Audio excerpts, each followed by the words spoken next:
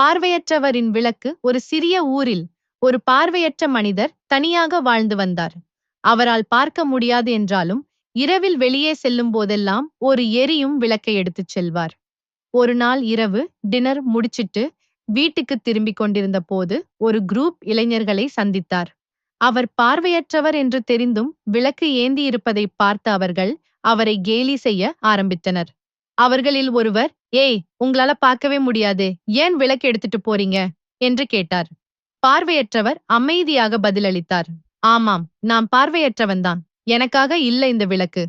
உங்கள போன்ற பார்வை உள்ளவர்களுக்காகத்தான். இந்த விளக்கு இல்லனா நான் வரத நீங்க நோட்டீஸ் பண்ண மாட்டீங்க. என்கிட்ட முட்டிக்கலாம். அதனால தான் நான் விளக்கு எடுத்துட்டு வர்றேன்." டிராவலர்ஸ் ஷேம் ஆகி தங்கள் நடத்தைக்கு மன்னிப்பு கேட்டனர். நீதி, மத்தவர்கள ஜட்ஜ் பண்றதுக்கு முன்னாடி யோசிக்கணும். எப்பொழுதும் மரியாதையா இருக்கணும். மத்தவங்க பெர்ஸ்பெக்டிவ்லயும் விஷயங்கள புரிஞ்சுக்க முயற்சி பண்ணணும். The blind man's lamp. Once upon a time, in a small town, there lived a blind man who stayed alone. Although he couldn't see, he always carried a lit lamp with him when he went out at night. One night, while returning home after dinner, he encountered a group of young travelers. They noticed he was blind but carrying a lit lamp. They began mocking him and making fun of his condition. One of them asked, "Hey man, you're blind and can't see anything. Why do you carry a lamp?" The blind man calmly replied, "Yes, I'm blind and cannot see. But this lamp isn't for me. It's for people like you who can see.